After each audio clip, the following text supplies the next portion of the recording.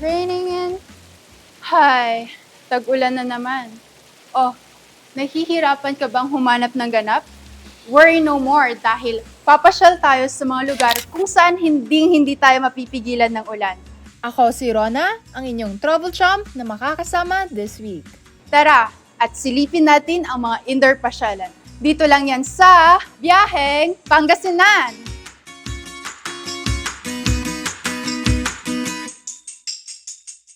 Simulan na ang pasyalan.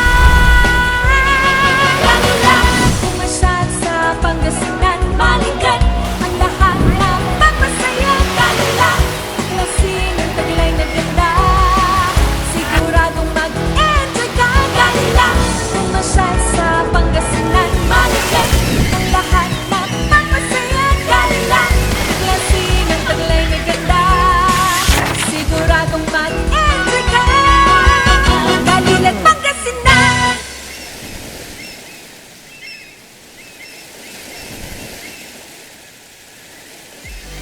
Akala nyo ba tuwing summer lang ang galaan dito sa Pangasinan? No, no, no! Hindi kayo sure! Dahil madami tayong madidiscover ngayon na mga indoor places na tiyak swak pa rin sa inyong mga quick lakwatsa. When the sun goes down.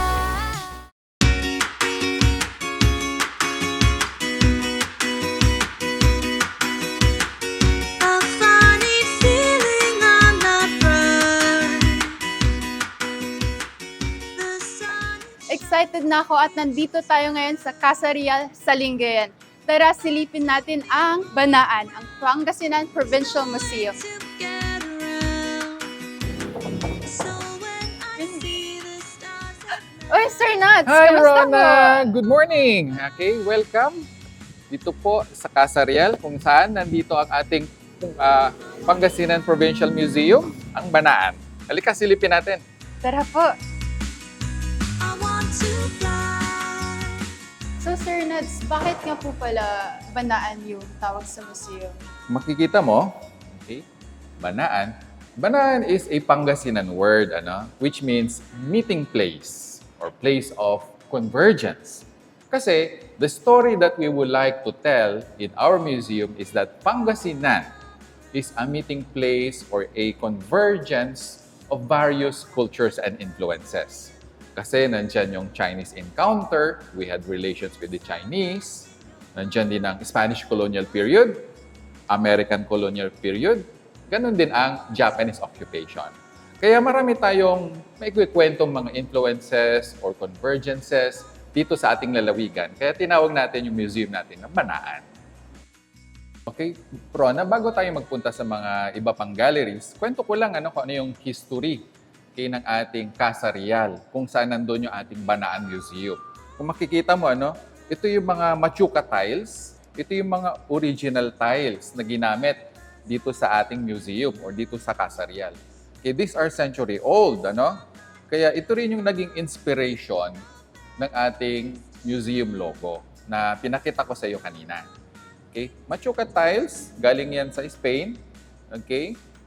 At saka ang Machuca tiles, ito yung tinatawag natin hand-painted cement tiles or baldoza mosaicos. Nung ni-restore itong ating Casa Real, okay, iningatan po ito at saka ibinalik yung mga pwede pa.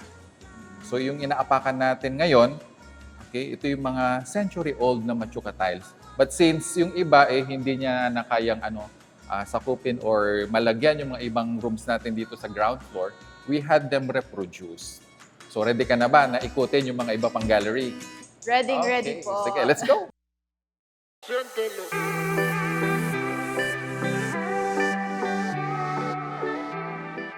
Nandito naman tayo going to the second floor kung saan makikita ang galleries 4 to 11. Yeah, so we have more galleries upstairs. Second Okay, floor yeah. po. Tara. Okay, this one, ang tawag dito, these are the Pedrachina stones. Pedrachina, okay? These are original materials ng Casa Real natin. Itong mga stones na ito, okay, from its name, Pedrachina, galing sa China. Na ang tanong, paano sila napunta o napadpad dito sa Pilipinas? These are Chinese granite stones, And then, ginamit sila ng mga Chinese traders nung unang panahon as ballast ng kanilang Chinese junks. Okay, yung junk, ito yung barko na sinakyan nila from China going to the Philippines to trade. Para hindi tumaob yung barko nila, okay, sa dagat, kailangan nila lagyan ng Pedrachine stones. Okay? Pag sinabi nating Pedra, it's from the Latin word petrus, okay, which means rock or stone. Okay, China, so stones coming from China. So ito yon. Ready for the next gallery? Okay, let's go. Super. Yan. Hala. Welcome Ang ganda. to the next gallery. Okay. See how beautiful it is? Yan. So in this gallery, we feature the natural heritage of Pangasinan, ang ating flora and fauna dito. Okay, so makikita mo sa mga iba't ibang paintings na yan.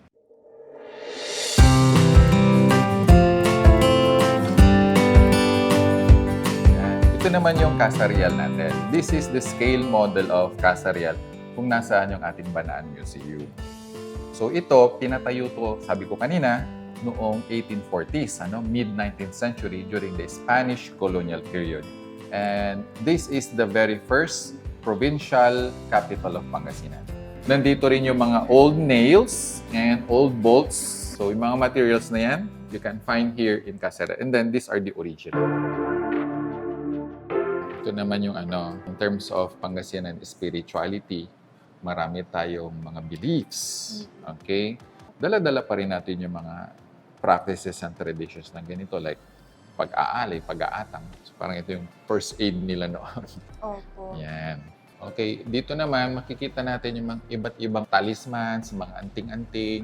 Kasi tayong mga Pilipino, dito rin sa Pangasinan, may mga paniniwala yung mga ganyan. Pag suot-suot mo ang mga yan, malayo ka sa disgrasya, o kay mag-a-attract ka ng swerte, mga ganun ang mga paniniwala natin. O Rona, nag-enjoy ka ba? Opo, sobra po. At maraming salamat po sa pasilip nyo dahil na-enjoy ko po siya. Yeah. At ang dami ko pong natutunan. Dito po mapapatunayan na sobrang galing po ng Pangasinan at sobrang ganda. Yeah, patikim pa lang yan, pasilip pa lang yan sa ating museum kasi mag-open pa lang tayo this coming September.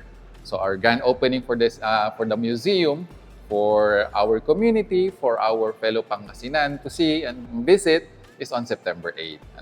Abangan natin yan. O sige sir, aabangan po namin yan Yes. Okay, let's go. Kaya kapit lang, dahil sa ating pagbabalik, sisilip pa tayo sa mga iba pang indoor na ganap dito sa ating probinsya. Dito lang yan sa Ganda Mo, Pangasinan!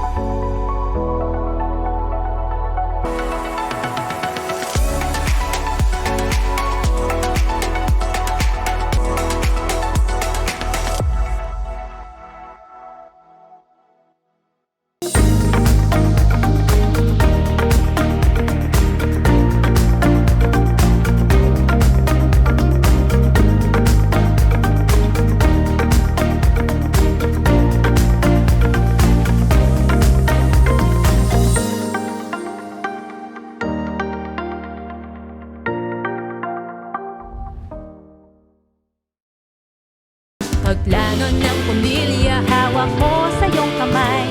Kaya pumili na. Hindi na ako matatakot, dahil handa na ako. Kayang-kaya mong gawin lahat ng iyong hiling sa tulong ng family planning. Kalilag Pangasinan!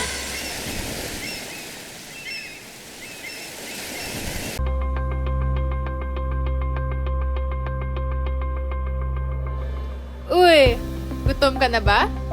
Dahil dyan, kung kainan naman ang hanap pagkatapos mo maglakbay sa nakaraan, aba ay, sagot kayo ng very homey feels na restaurant dito sa Lingayen. Ang Mesa de Amor.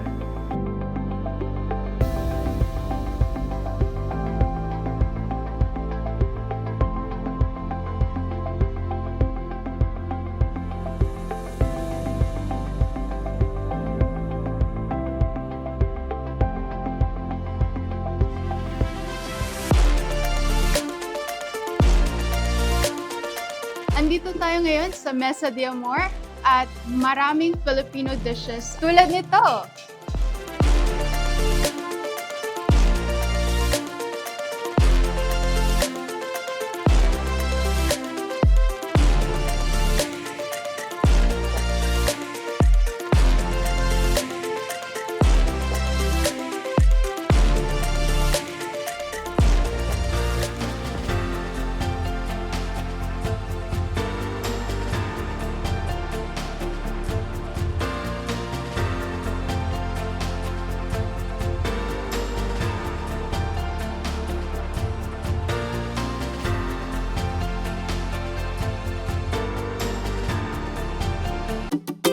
Dahil tag-ulan, why not matuto tayo ng isa sa mga ipinagmamalaking handicraft dito sa San Carlos City? So nandito tayo ngayon sa Barangay Turac, San Carlos City. Kilala sila bilang bilao makers na nagsusupply sa iba't ibang lugar sa bansa. So usually pag mga dapit hapon na may mga rolling store na lumilibot sa mga barangay and it's time for merienda. Ano pong benta niyo, kuya? Lugaw, turon, maruya, palamig. Magkano po yung Pagka lugaw, plain, may 10, may 20. Pagka may itlog, 30. pag may itlog 30? Ah, Pag maruya po, maruya, 10 pesos each. pati po yung turon. 6 pesos. Maruya tapos sa turon, tapos palamig po. Thank you po.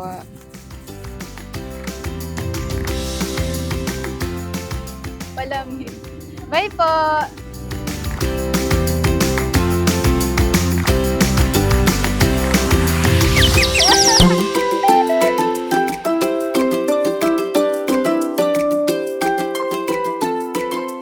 Hi po, Tay. Kamusta po kayo? Mabuti. Kasi balita ko po, isa kayo sa mga gumagawa ng bilao. So, kamusta naman po yung hanap buhay niyo? Okay lang. Okay lang po. Ah, Ano pong ginagawa niyo?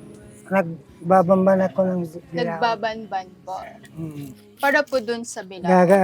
Gano'n po kayo katagal gumagawa ng bilao? Tayo. Matagal na. Mga 17 ako, gumagawa na ako. 17 po. Ilang taon na po ba kayo? 78. Tagal na. Grabe. So, after po ng pagbabanban, Tay, ano pong susunod? Bibilat sa araw, Ilang araw po, Tay, ang pagbibilad? ganito. Usually, anong... Isang araw, Isang araw lang. So, paano naman po yung pattern nyo since from square shot? Paano siya nagiging bilog po? pag ganun, Opo. nalagyan ng tali. Tali po. Mahirap po ba? Bumili Magganyan? pa. Or nakasanayan nyo na po? Tay, ano pong parang naging tulong ng hanap At- buhay nyo po? Pambili ng bigas, saka ulam. Pang araw-araw po. Mm. Isa din ako na doon na umasinso kasi itong bilao talagang malaki itong may tutulong itong bilao sa mga kabarangayan ko dito. Ito talagang may tutulong namin dito sa Barangay Turac. Yun ang original na hanap buhay namin. Time moves so fast, but I won't let this pass. So ito na po yung finished product na gawa ni Tatay base sa nakita nyo kanina. Akalain nyo no, na sa bilao ang dami nang magagawa kahit sa pagtulong sa pamilya and sobrang galing ni Tatay. Saludo po ako sa mga gumagawa po ng bilao or sa mga kahit yung mga maliliit na products pa rin. Kasi sa Pangasinan, ito yung nagiging kabuhayan lalo na dito sa Barangay Turac, San Carlos City. So, tunay na Pangasinan ang galing po.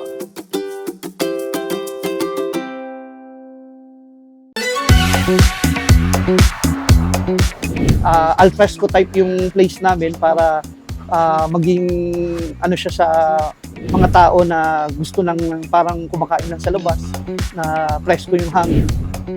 Uy, akin lang to Wala manghihingi. Right now nag-produce kami nung namin yung seafood lomi and pork lomi. Tapos Nag-serve din kami ngayon ng under breakfast. Ito yung dinadayo sa amin ngayon tuwing umaga. Nag-start siya every 7 a.m. to 10. Monday to Saturday po namin yung sinserve. Specialty namin dito, meron kaming kabsa chicken, Arabic food, tapos meron din kaming mga sisling sisig. Yung sinigang, dinagyan namin ng twist. Ginawa namin siyang sinigang sa lechon kawali. Meron din kaming bangus de cocilo, squid a la pobre, calamares namin na tinadayo rin dito. Naging trademark namin dito yung mga pansit namin, like bihon, canton, and sotak.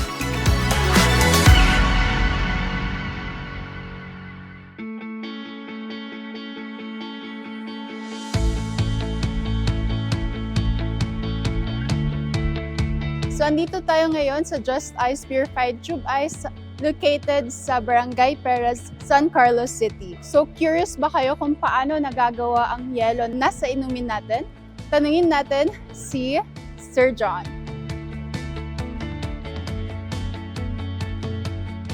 Dito yung start ng process namin. From the deep well, pumapasok siya sa raw water tank dun sa labas. And then from the raw water tank, ititreat ng RO system namin dito. So yung RO system namin, it stands for reverse osmosis system. Pinapurify niya muna yung water before siya pumasok ng ice machine.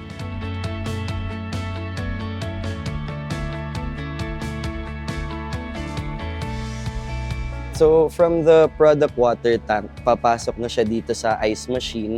So itong ice machine namin, 4 parts din yan eh. Itong receiver, compressor, and then the ice machine, kasi yung ice bin.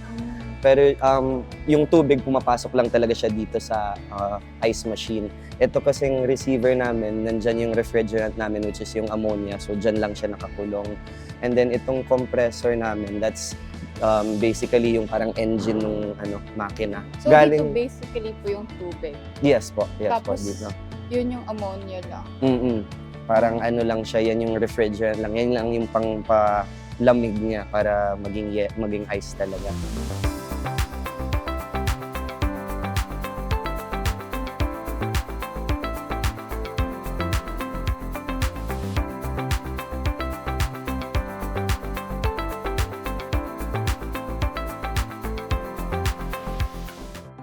Tara, try natin.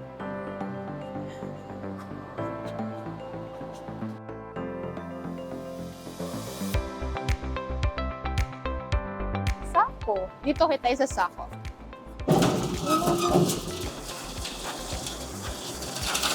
Ah! Kaya.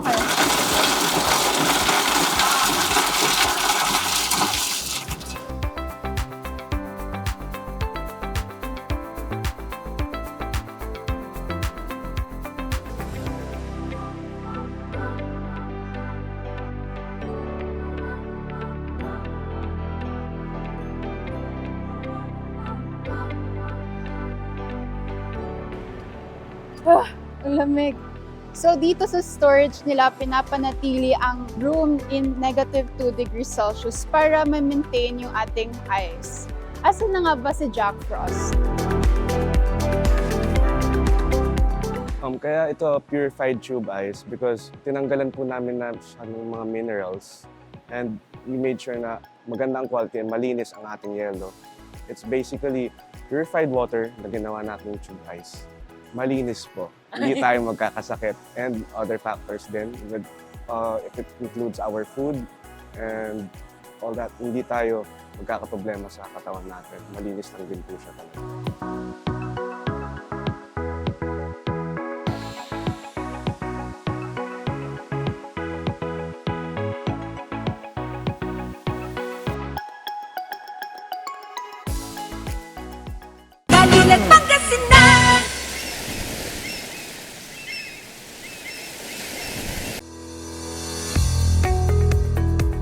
Looking for a place to stay in Baguio City? Find your calm at Hotel Supreme. A good dip at their pool.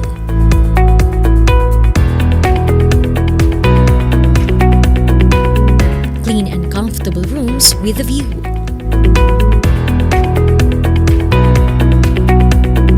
Accommodating staff.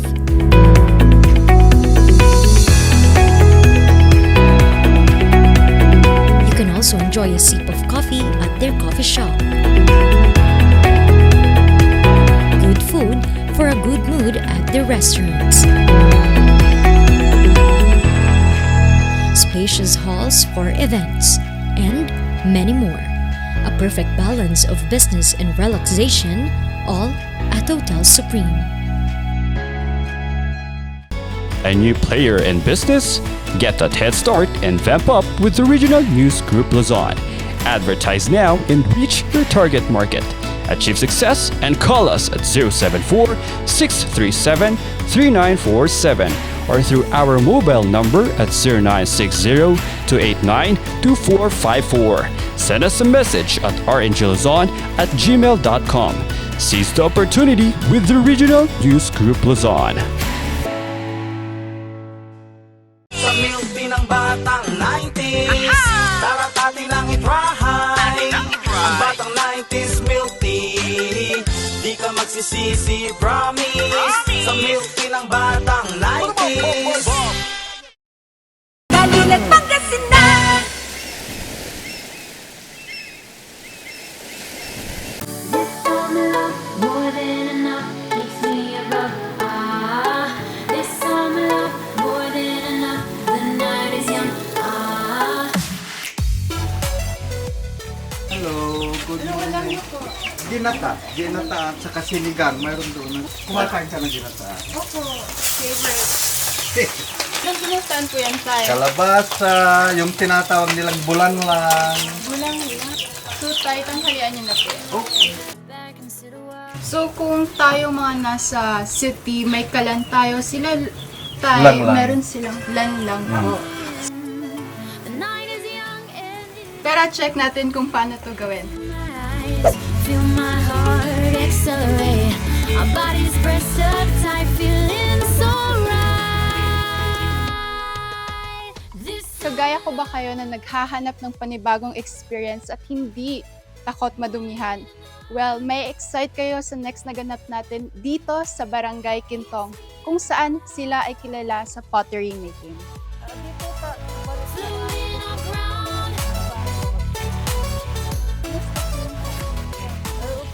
Nakakaraos din. Ano po Pabo yun, yan. Pab? Ah, okay. Pabo. Halika, Mamaya. baka lilipad. Paano yung lipad? Ano yung sound nila?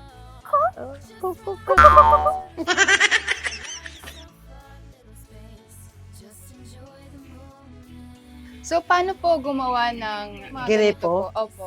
Ganito, kuha ka dito, saka mamasahin mo doon, Opo. pipit-pitin Yung lupa po, saan po kinukuha? sa bukid. Ah, bukid.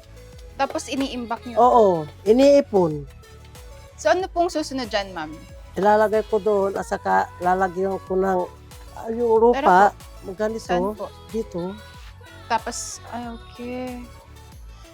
Imo-mold nyo na siya. Oo. So, wala po kayo, Lola, nung iniikot? Nagmamanual kayo? Mano-mano lang ito. Mami, pwede nyo po ito. Ganito lang, oh. Yan. Kahit Yan. hindi po basa Oh. yung kamay? Kahit hindi pa sa Ah, okay. pwede. Ano yung malit na lutuan po ba to? Oo. Hindi, gripo. Maliit na gripo. gripo. Yung ganyan. Ayan. After po. Saka, Ay, ma'am. Ah. Ang galing. Yeah. Imo-mold nyo po gamit yung fingers. Ah. Tapos, what's next? ilalagay ko dito. Tapos uupo po. Hindi. Ilalagay ko ito. Uupo. Oh.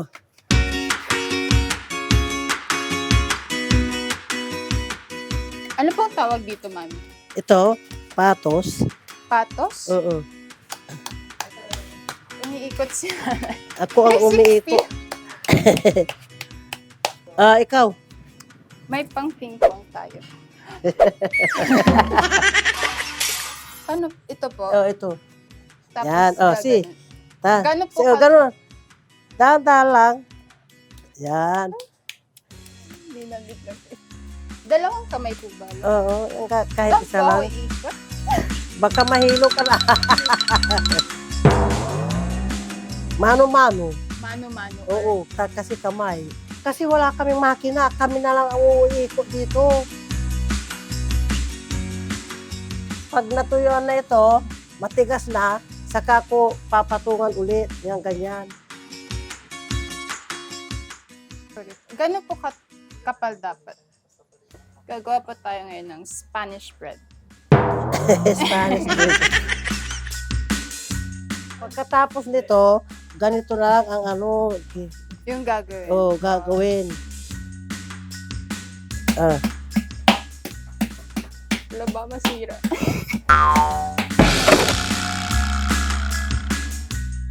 Pagkatapos dito, Rona, Apo. ganito lang, tapos na ito, finishing na ito.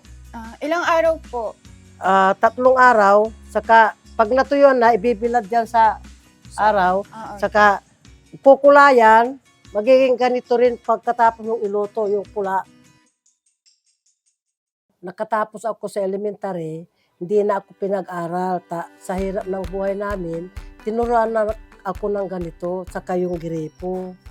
Yun, natutuhan ko naman hanggang ngayon. Yun, nung mag-asawa kami, tulungan mo akong magmasa ng lupa. Gagawa ko ng gripo kako. Yan, kasama ko sa trabaho kong ganito. May anak na kami na 2. Dahil sa negosyo namin to sa awa ng Diyos, nakatapos na rin yung mga anak namin sa pag-aaral. Yung mga gusto pong makita yung produkto namin dito, dahil ito nga ang kilala sa San Carlos, Patire, dito lang po sa Barangay Kintong.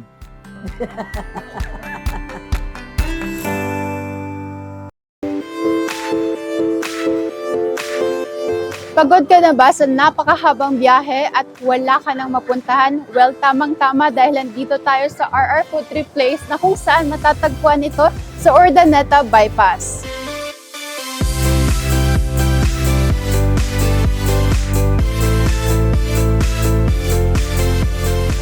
At meron ako ditong charan, 100 pesos. Kaya alamin natin kung ano ang pwede nating kunin. First, nakakita ko ng charan!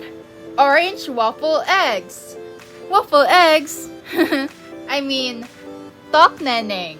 At nagkakahalaga ito ng 20 pesos.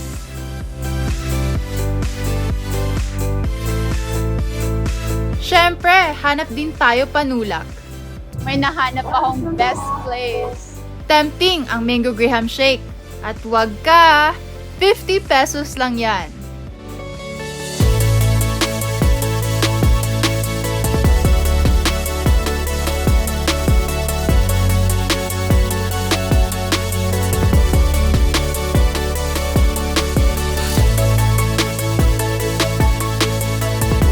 So ayan, kompleto na tayo. Meron tayong inihaw, shake, at kwek-kwek sa halagang 100.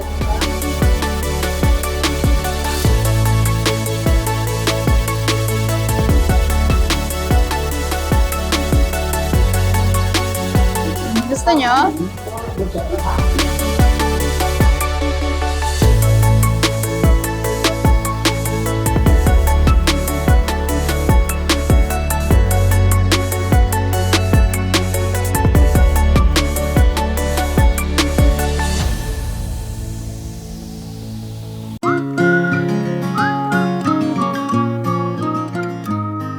Have you ever wondered why it's more fun in the Philippines? Why does everyone love it? Well, every place has a story to tell. Kagaya na lang ng aking pinablin, Pangasinan, which is home to 100 wonders. Rain or shine, nothing can beat the fun and excitement brought by different places to give you new experiences. Kahit saan mang lugar dito, hinding-hindi mo malilimutan. Kung puso kang i-welcome na may ngiti sa mga labi at may higpit na yakap bilang kasapi ng pamilya. Pangasinan is a place where every corner is a tale to unfold and every smile welcomes you home. Ganda mo, Pangasinan! Kaya naman, samahan niyo kaming muli at sabay-sabay nating tuklasin ang mga natatanging yaman ng ating lalawigan. Dito lang yan sa bagong pasyalan na barkada. Ganda mo, Pangasinan!